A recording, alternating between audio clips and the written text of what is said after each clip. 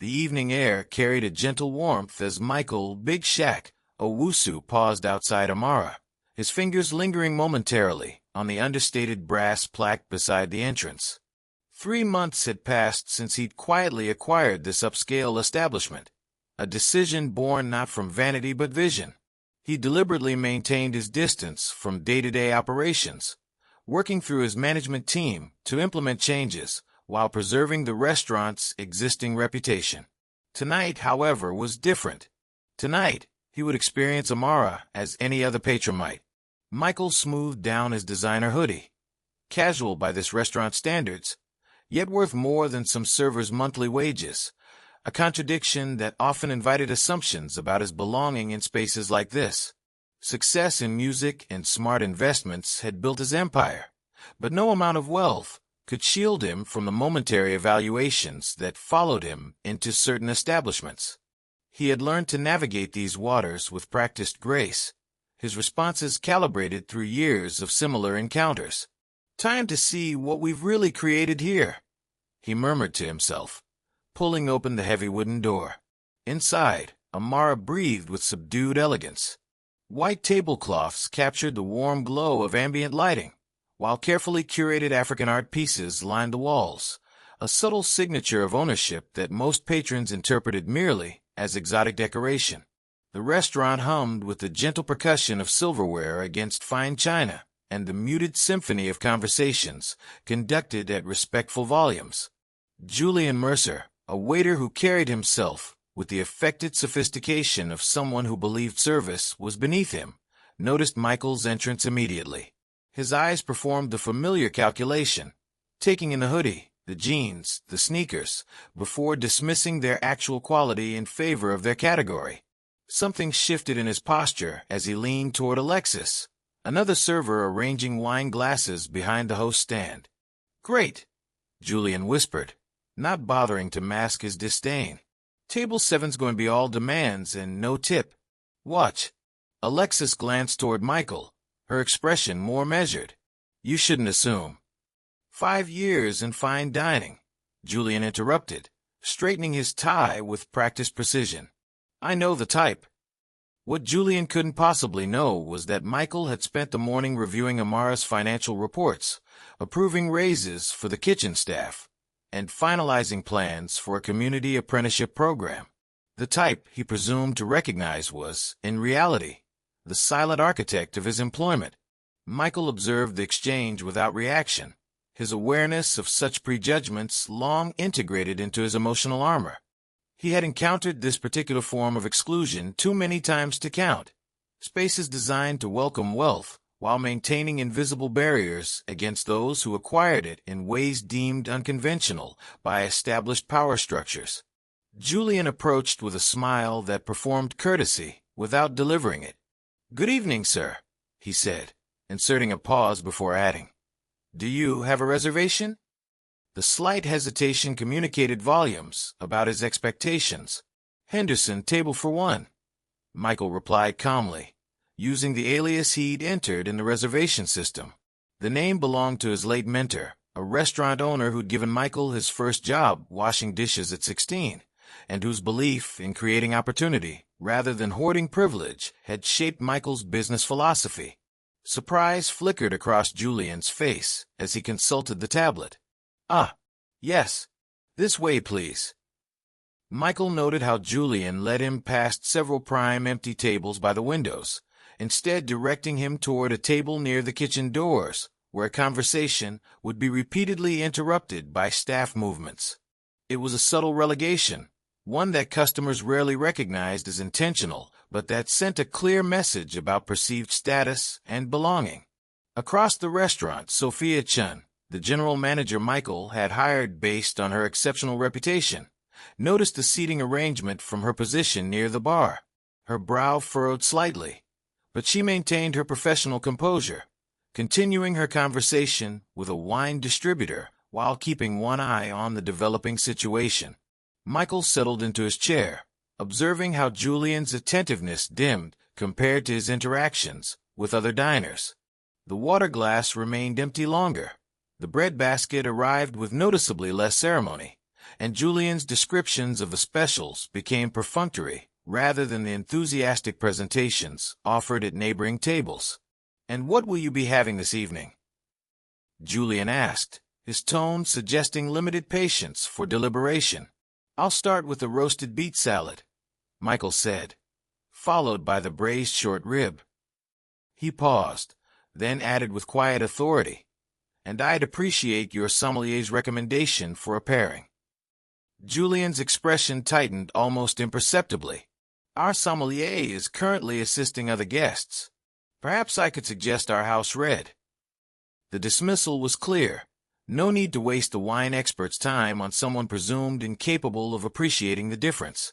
Michael simply nodded, making mental notes about the service disparities, while maintaining his calm exterior. This wasn't about his individual experience, but about understanding the subtle hierarchies operating within the space he now owned. Hierarchies he intended to dismantle. At nearby tables, other diners engaged in animated conversations about market trends and vacation properties, their belonging in this space unquestioned. A few glanced curiously in Michael's direction, their expressions revealing fleeting assessments based on appearance rather than substance. He recognized these looks, the same ones he'd received in luxury car dealerships, high-end boutiques, and corporate boardrooms before his name became widely recognized. As Julian returned with his salad, placed rather than presented on the table, Michael noticed Alexis watching from across the room, her expression suggesting discomfort with her colleague's behavior. Not everyone participated in these exclusionary practices, Michael reminded himself. Change would require identifying allies as well as obstacles. The salad itself was exquisite, Chef Diallo's talent evident in the perfect balance of flavors.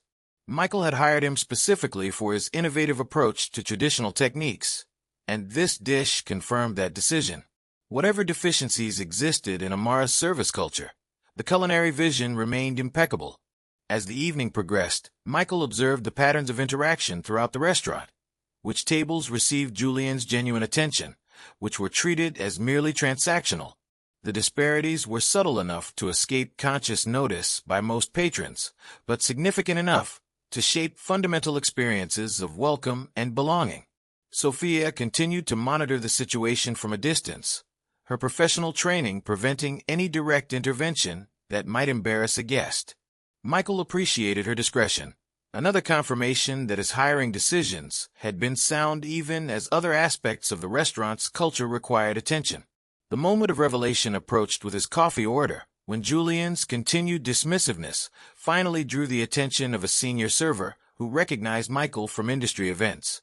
The pieces were about to fall into place, shifting the evening from observation to intervention, not through humiliation, but through the quiet assertion of dignity that had guided Michael's response to such encounters throughout his journey from musician to mogul. Moment of recognition. The braised short rib arrived with technical perfection but emotional absence, the dish placed before Michael with mechanical efficiency rather than pride. Around him, Julian performed elaborate presentations for other tables, describing flavor profiles with poetic flourish and genuine enthusiasm. The disparity wasn't merely in service, but in the fundamental acknowledgement of humanity, who deserved connection and who merited mere transaction. Michael savored a bite of the perfectly tender meat, recognizing Chef Diallo's signature balance of traditional techniques and innovative flavor combinations. He had discovered the chef at a community food festival in Harlem, impressed not just by his culinary skill, but by his commitment to training young people from underserved neighborhoods. That shared vision of creating pathways where barriers once stood had formed the foundation of their professional relationship. Now, that food was being served in an environment that contradicted its very spirit of inclusion. "Is everything satisfactory?" Julian asked, the question perfunctory rather than genuine as he glanced past Michael toward a table of corporate executives who had just been seated. "The food is exceptional," Michael replied, meeting Julian's eyes directly. Chef Diallo's talent speaks through every element on this plate. Something shifted in Julian's expression, surprise at the specific reference to the chef by name, a momentary recalibration of his assessment. "You're familiar with our chef's work?" "Very," Michael said simply, allowing the moment to breathe without elaboration. Across the restaurant, Alexis approached Sophia at the host's stand, speaking in a hushed tone. Sophia's eyes widened slightly as she glanced toward Michael's table, recognition dawning in her expression. She straightened her blazer and began moving across the dining room with purpose. The restaurant continued its evening symphony around them, conversations rising and falling, silverware creating delicate percussion against fine china, the occasional burst of restrained laughter. Yet beneath this ordinary music of dining ran undercurrents of power, belonging, and exclusion that shaped experiences as surely as the menu shaped flavors. At a nearby table, an older white couple watched Julian's interaction with Michael with uncomfortable recognition. The woman leaned toward her husband, whispering something that made him glance toward Michael with a mixture of embarrassment and acknowledgement. Not everyone was blind to these dynamics, Michael noted. Some witnessed them with the discomfort of recognition, yet remained silent participants in systems they knew to be unjust. "Julian," Sophia called quietly as she intercepted the waiter's path toward another table. "A moment, please." Michael observed their brief exchange, Sophia's dignified professionalism, Julian's shifting expression as information was conveyed, the sudden stiffening of his shoulders. Knowledge moved between them like an electrical current, reorganizing the power dynamics that had been operating unseen throughout the evening. Julian approached Michael's table again, his demeanor transformed by newfound awareness. His posture had changed, confidence replaced by apprehension, dismissiveness by anxious attention. "Mr. Owusu," he began, his voice pitched slightly higher than before. "I didn't realize that I was the owner." Michael completed the sentence calmly. That was rather the point of dining alone tonight. He gestured to the chair across from him. "Please, sit for a moment." Julian hesitated, looking toward Sophia, who nodded almost imperceptibly from her position near the bar. The restaurant continued its normal operations around them, most patrons unaware of the significant recalibration happening at table 7. I'm sorry," Julian began as he perched uncomfortably on the edge of the chair. His hands twisted nervously in his lap, the performance of superiority now completely abandoned. Michael studied him thoughtfully. This moment contained possibilities beyond simple humiliation or dismissal. It held potential for something more transformative, if approached with intention rather than reaction. "Before you continue," Michael said quietly, "I'd like to understand something. The couple at table 12 arrived after me, wearing clothing not significantly different from mine in formality. What determined the difference in your approach to our tables?" The directness of the question created a moment of stunned silence. Julian's mouth opened slightly, then closed again as easy explanations evaporated under honest scrutiny. This wasn't an invitation to excuse, but to examine, to look directly at assumptions that operated below conscious awareness. I didn't intend," Julian struggled, confronting the gap between his self-perception and his actions. "Intent and impact often travel different paths," Michael observed, his tone remaining measured. "I'm more interested in understanding the patterns than assigning blame. This isn't about you specifically, Julian. It's about spaces like this. Who feels welcome? Who must prove their right to belong?" Around them, the restaurant continued its evening service, oblivious to the quiet reckoning happening at one small table. Chef Diallo emerged briefly from the kitchen, catching sight of Michael in conversation with Julian. He paused, sensing the significance of the interaction, before returning to his domain, with a knowing nod toward Michael. "I guess I made assumptions," Julian finally admitted, his voice barely audible above the ambient restaurant noise. "About who you were, what you could afford, whether you'd appreciate what we offer here." The admission hung between them, honest in its simplicity, profound in its implications. "Those assumptions have histories," Michael replied. "They're not just individual mistakes, but reflections of deeper patterns. The question becomes what we do once we recognize them." Something shifted in Julian's expression, defensiveness giving way to genuine reflection. This wasn't the public shaming he had feared, but something more challenging, an invitation to awareness and growth. "What happens now?" he asked, vulnerability replacing his earlier affected confidence. Michael considered the restaurant around them, the space he had acquired not merely as a business investment, but as a canvas for creating something different. "Now we have choices," he said. "I could fire you for providing discriminatory service. I could publicly shame you on social media. Those are the expected responses, aren't they? Julian nodded miserably, shoulders hunched in anticipation of judgment. But those actions address symptoms rather than causes, Michael continued. They create spectacle without fostering understanding. He took a sip of water, gathering his thoughts. Instead, I'd like you to lead our first staff training on unconscious bias in customer service. With support from management, of course. Julian's head snapped up, surprise replacing resignation. You want me to take this experience, this moment of recognition, and transform it into something constructive, Michael confirmed. Sometimes the person who most recently confronted their own biases is best positioned to help others recognize theirs. Sophia approached the table, having monitored the conversation from a respectful distance. I think that's an excellent suggestion, she offered, her gaze shifting between Michael and Julian. We've been planning to implement such training as part of the new ownership transition. Julian looked between them, struggling to process this unexpected turn. I don't understand, he finally said. Why would you trust me with this after how I treated you? Michael leaned forward slightly. Because transformation requires opportunity, not just judgment. The question is whether you're willing to do the work, not just of leading this training, but of continuing your own journey of awareness. Around them, other diners remained absorbed in their own experiences, unaware of the profound shift occurring at table 7, the quiet dismantling and rebuilding of perspectives that would ultimately reshape their future dining experiences as well. I am, Julian said after a long moment, his voice steadier than before. I want to understand better, to do better. That's where meaningful change begins, Michael nodded. Not in perfection, but in willingness.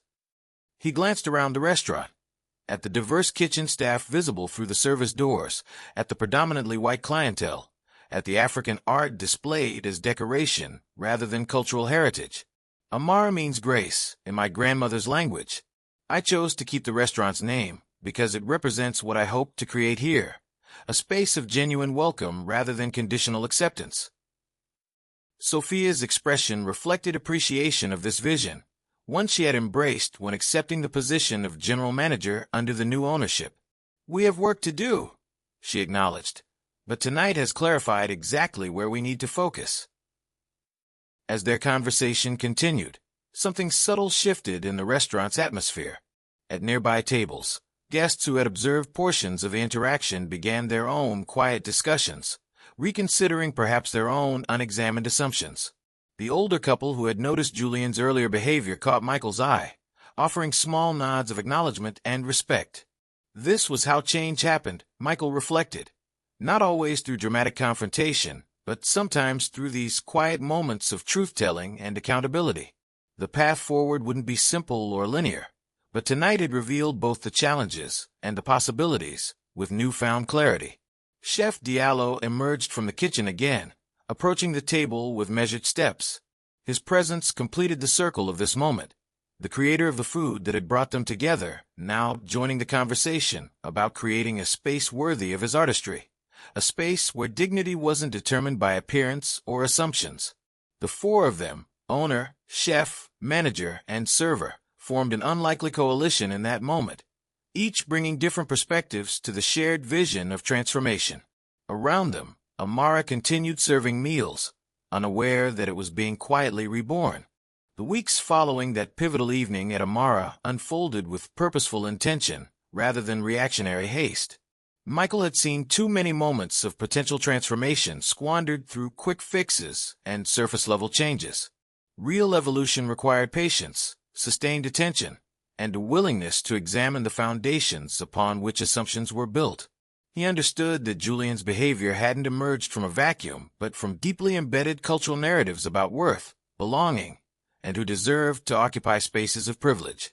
Michael convened the restaurant's full staff on a Monday morning before opening, gathering them in the dining room where tables had been arranged in a circle rather than the traditional hierarchical rows. This physical reconfiguration reflected the shift in dynamics he hoped to nurture, one where voices from throughout the organization could contribute equally to its evolution. Some of you know why we're here today, Michael began, standing beside rather than above his assembled team. Others have heard rumors or fragments. I'd like us all to start from the same understanding.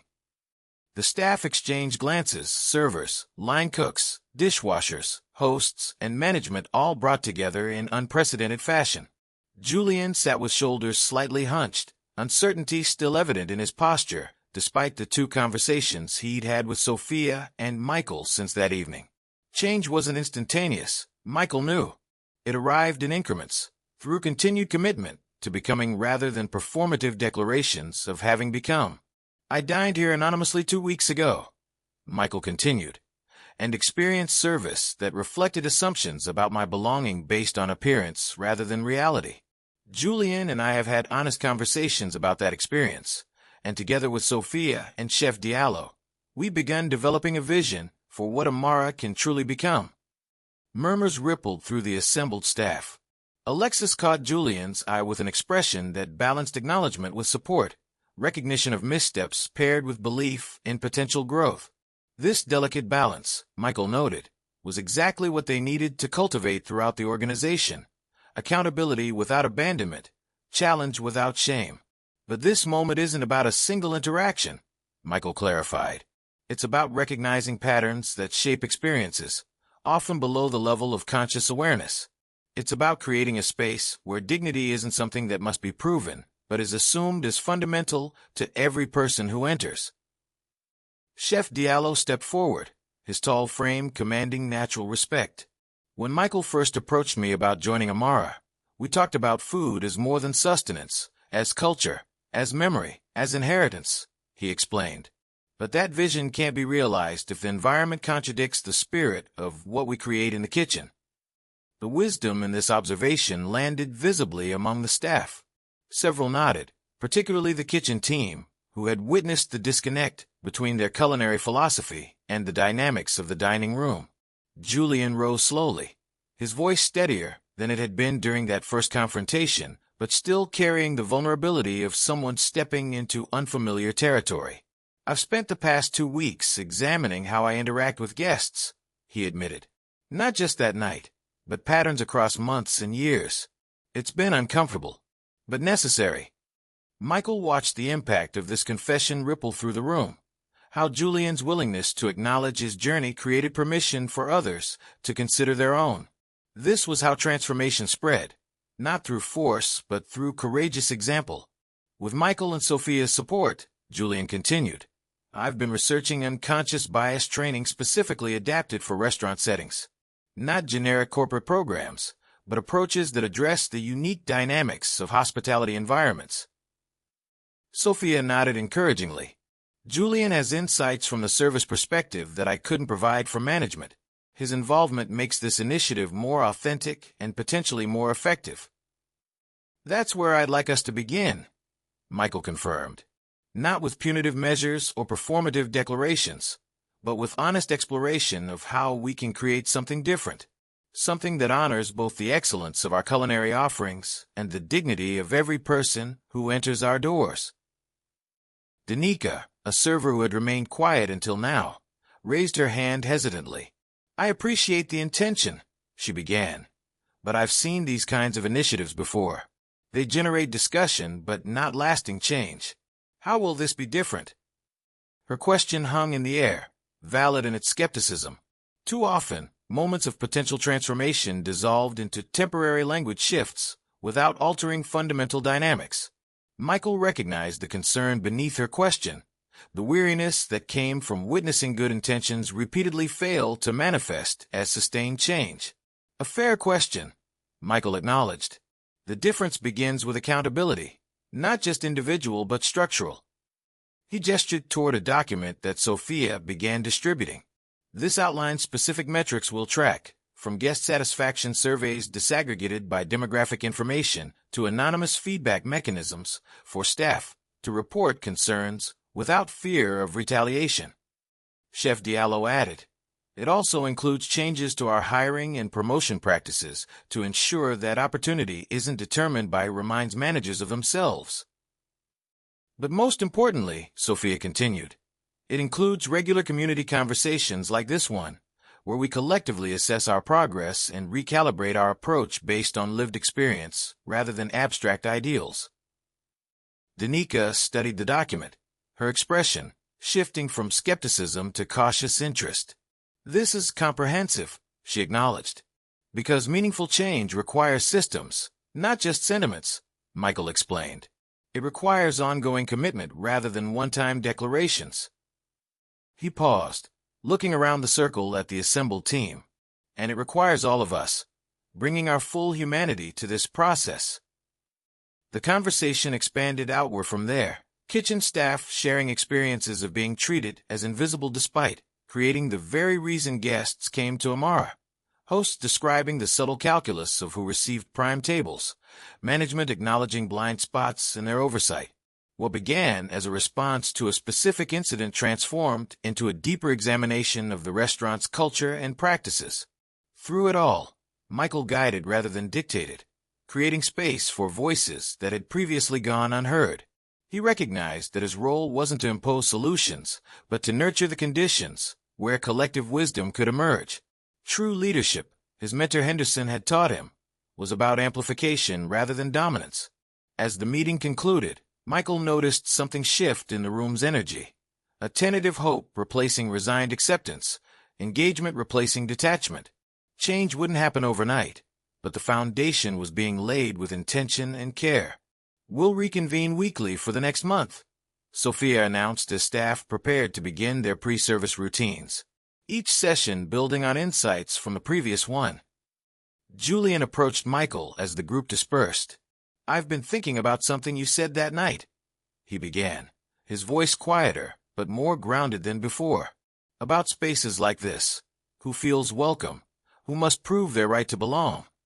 He glanced around the restaurant, seeing it perhaps through new eyes. "I've worked in fine dining for 5 years, but I've never really questioned these dynamics before. It was just how things were." "That's how systems perpetuate themselves," Michael replied, "by presenting themselves as inevitable rather than constructed." Julian nodded slowly. "I've started noticing it everywhere now, not just here but in shops, in public spaces. Once you see it, you can't unsee it." "That awareness is where transformation begins," Michael affirmed. "But it can't end there." "It won't," Julian promised, a new resolve evident in his stance. "I'm committed to this process, not just for my job, but because I want to be part of creating something different."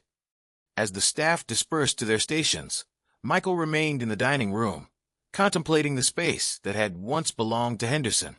His mentor had believed in restaurants as more than profit centers, as gathering places that could either reinforce existing hierarchies or help reimagine them. That vision had shaped Michael's approach to business throughout his career.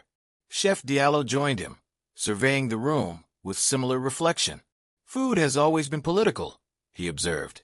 "Who has access, whose traditions are valued, whose labor is acknowledged. The kitchen understands this inherently. And now that understanding is expanding beyond the kitchen," Michael noted. "That's where real change becomes possible." Outside, the city continued its relentless pace. Inside Amara, something new was taking root, not with dramatic flourish, but through quiet, deliberate nurturing of possibility. The true measure would come not in declarations, but in daily practices, in the accumulated effect of countless interactions shaped by expanded awareness and intentional care. That evening, as Amara opened its doors to guests, Michael observed from a corner table, this time not incognito, but openly present as the owner. He watched Julian greet a young black couple in streetwear with genuine warmth, noting how he escorted them to a prime table by the windows. The interaction wasn't perfect, carrying hints of self-consciousness, but it reflected effort and intention, the beginning of a journey rather than its completion. Sophia caught Michael's eye from across the room, a small smile acknowledging the moment's significance. This was how transformation happened, not through dramatic declarations, but through the accumulation of small shifts in perception and practice, through commitment to the sometimes uncomfortable work of becoming. As the restaurant filled with the evening's energy, the mingled aromas from the kitchen, the gentle hum of conversation, the subtle choreography of service, Michael recognized that they were creating something that extended beyond food and hospitality.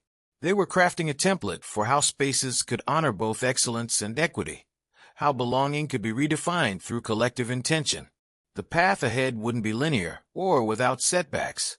Real change never was, but the foundation being laid carried the promise of something enduring, not just for Amara, but potentially for the industry it operated within.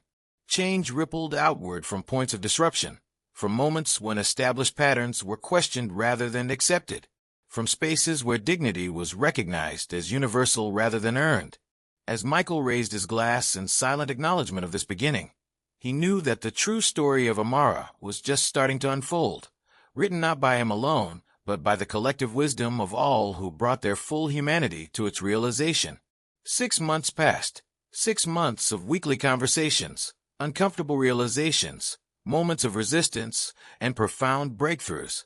Transformation never followed a linear path, Michael reflected as he watched Amara's dining room pulse with evening energy. Change happened in layers, sometimes visible and sometimes hidden beneath the surface, each small shift creating foundation for the next. The most meaningful changes weren't the ones that could be captured in press releases or social media announcements. They lived in the countless daily interactions that shaped how people experienced the space, the subtle recalibrations of perception and practice that accumulated into a fundamentally different atmosphere. Table 9 is celebrating their anniversary, Julian informed Chef Diallo, having spent 10 minutes in genuine conversation with a middle-aged black couple who had specifically requested Amara for their special occasion. They mentioned how much they appreciated being truly seen here, not just served. There was quiet pride in Julian's voice, not self-congratulation but genuine satisfaction in contributing to an experience of belonging. Chef Diallo nodded, adding a personal flourish to their dessert plate. "Tell them I'll come out to greet them after the main course rush." Michael observed this exchange from near the kitchen entrance. Julian's evolution hadn't been performative or temporary, but a genuine expansion of perception, the beginning of a lifelong journey, rather than a checkbox to be marked complete. The weekly training sessions he helped develop had evolved into community conversations that now included regular guests alongside staff members, creating opportunities for shared understanding across traditional boundaries. Sophia approached, clipboard in hand but relaxed in posture, the confident ease of someone who had helped create something meaningful. "The community dinner series is fully booked through next quarter," she reported. "We've had to add a waiting list." The series had emerged organically from their transformation process, monthly events where Amara opened its doors to community organizations working toward social equity, offering both space and sustenance for their conversations. What began as an extension of their internal dialogue had become a vital connection between the restaurant and the broader community it served. "And the apprenticeship program?" Michael inquired, thinking of the 6 young people from underrepresented backgrounds who had begun training under Chef Diallo's guidance 3 months prior. "Jamila's leading tonight's dessert station," Sophia replied, gesturing toward a young woman confidently directing 2 other kitchen staff. "Chef says she has extraordinary potential." Michael nodded, satisfaction warming his chest. Creating pathways where barriers once stood had been central to his vision from the beginning, not as charitable gestures, but as recognition of untapped talent systematically excluded from opportunity. "There's something else," Sophia added, her expression thoughtful. "Remember that restaurant critic who wrote about us last month? The one who specifically mentioned how different the atmosphere felt from other fine dining establishments?" Andrea Chun, Michael recalled. "She said Amara achieved elegance without exclusion." "She's launching a series on transformative hospitality practices," Sophia explained. "Wants to feature what we've been building here as the centerpiece, not just our internal changes, but how they've influenced the guest experience." The ripples continued outward, Michael reflected, from a single encounter to organizational change to industry conversation. Not through dramatic confrontation, but through persistent, intentional reconstruction of fundamental assumptions about service, dignity, and belonging. Alexis waved discreetly from the host's stand, indicating a newly arrived party. Michael recognized Henderson's daughter and her family, welcomed by staff who understood the significance of their connection to Amara's history. He had shared Henderson's story with the team early in their transformation process. How a black restaurant owner in the 1980s had created opportunity where exclusion prevailed. How his mentorship had shaped Michael's understanding of business as vehicle for community empowerment. "Your father would be proud," Michael had told her when extending tonight's invitation. "Not of my ownership, but of what we're trying to build together." As he watched her family being seated with genuine warmth, Michael felt the weight of that legacy, not as burden, but as continuous inspiration. Henderson had understood that restaurants were never merely businesses, but cultural spaces that either reinforced or challenged existing social hierarchies. That understanding informed every decision at Amara, from hiring practices to menu development to the physical design of the space itself. Outside the restaurant's windows, rain began falling gently on city streets. Inside, conversations flowed across tables, business discussions alongside family celebrations, first dates alongside long-established relationships. The diversity wasn't just demographic but dimensional, variations in dress, language, cultural reference points, all finding welcome rather than evaluation. Julian approached a table where an elderly man in casual clothing sat alone, somewhat hesitant in his engagement with the menu. Rather than quick assessment, Julian pulled up a chair, introducing himself with genuine interest and taking time to explain dish options without assumption or condescension. The interaction carried none of the performance that had characterized his earlier service style, the artificial formality that created distance rather than connection. Instead, it reflected simple recognition of shared humanity, of service as partnership rather than hierarchy. Michael witnessed this moment not with the satisfaction of having fixed a problem, but with appreciation for Julian's ongoing journey, one that paralleled Amara's larger evolution from exclusive enclave to space of genuine welcome. The transformation hadn't erased all challenges or eliminated all biases, but it had created structures where awareness could flourish and accountability could guide continuous growth. Later that evening, as service wound down, Michael gathered with the closing team in what had become a nightly ritual, a brief circle where staff shared observations and insights from their shifts. These conversations had proven invaluable in maintaining momentum, in catching potential backsliding before patterns reestablished themselves, in celebrating small victories that might otherwise go unnoticed. "I had a table tonight who said they'd never felt comfortable in fine dining before," Danica shared. "They weren't sure they belonged here until they saw how we welcomed the family at table 12, without changing our approach based on their appearance." Her voice carried the quiet pride of someone who recognized her role in creating that experience. The couple celebrating their anniversary said something similar. Julian added that they could feel the difference between being tolerated and being welcomed. It made me think about how many spaces unconsciously communicate conditional acceptance. Michael listened, hearing not just their words, but the evolved understanding beneath them, how their perspective had expanded beyond individual interactions to recognition of systemic patterns. This was education in its deepest sense, not memorized facts, but fundamental shifts in perception that altered how one engaged with the world. Chef Diallo emerged from the kitchen, wiping his hands on a towel. "Jamila created a new dessert concept tonight," he announced. "We're adding it to next week's menu. Her perspective adds something we've been missing." This, too, reflected their ongoing transformation, how authority and creativity had been decentralized, how talent was recognized regardless of traditional credentials, how diverse voices shaped Amara's evolution rather than conforming to predetermined vision. As the circle dispersed, Michael remained in the dining room, contemplating the space that now held 6 months of intentional reconstruction. The physical elements remained largely unchanged, the same tables, chairs, lighting that had been present that first evening. But the invisible architecture had been fundamentally rebuilt. The assumptions, expectations, and patterns that determined who felt ownership of the space, whose dignity was assumed rather than earned, whose humanity was fully recognized. Julian approached as he finished his closing duties. "Sometimes I think about what would have happened if you just fired me that night," he admitted. "It would have been justified. And nothing would have changed except your employment status," Michael replied.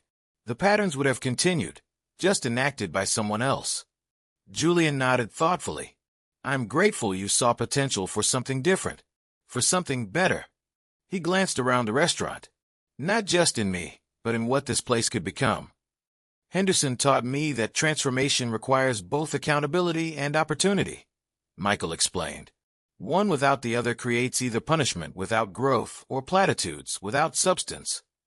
Outside, the rain had stopped, leaving city streets glistening under streetlights. Tomorrow would bring new challenges, new opportunities for awareness, new tests of their commitment to this ongoing evolution. The work was never complete, not for Julian, not for Amara, not for the society they operated within. But each day built upon the foundation laid before. Each interaction either reinforced or challenged inherited patterns of exclusion and belonging. As Michael prepared to leave, he paused at the host stand where Sophia was reviewing reservation notes for the following day. The journalist wants to include staff perspectives in her piece, she informed him. Not just management, but voices from throughout the organization. Perfect, Michael nodded. This story belongs to all of us. And that, ultimately, was the transformation's most profound dimension, how ownership had expanded beyond legal documents to shared responsibility for the culture they were creating together. What began with a single encounter between waiter and guest had evolved into collective reimagining of what hospitality could truly embody when grounded in recognition of universal dignity. Outside, Michael paused beneath the restaurant sign. Amara, he whispered, his grandmother's word for grace. Not the superficial grace of practiced etiquette, but the deeper grace of genuine recognition, of seeing and being seen in fullness. The grace that transformed spaces of exclusion into communities of belonging. The true measure of their success would never be captured in profit margins or critical acclaim, though both had increased substantially over these 6 months. It lived instead in countless moments of genuine connection, in the elderly man who had entered hesitantly but left with plans to return, in the anniversary couple who felt truly celebrated, in Jamila's confidence as she created her first menu item, in Julian's evolved understanding of service as partnership rather than performance. These were the ripples that traveled outward from that initial moment of confrontation, not in dramatic waves, but in persistent currents that gradually reshaped the landscape they moved through. This was the legacy being built at Amara, conversation by conversation, interaction by interaction, day by day, a template for how spaces could honor both excellence and equity, how belonging could be redefined through collective intention. As Michael made his way home through nighttime streets, he carried not the satisfaction of completion, but the energy of continuing creation. Tomorrow would bring new challenges, new opportunities for growth, new dimensions of the journey they had undertaken together. But the foundation had been laid with care and intention, strong enough to build upon, flexible enough to evolve with growing understanding. This was the true story that had emerged from that evening 6 months ago. Not a tale of public humiliation or punitive justice, but a narrative of transformation through reflection, accountability, and collective commitment to becoming something more than inherited patterns allowed. A story still being written, day by day, by all who brought their full humanity to its unfolding.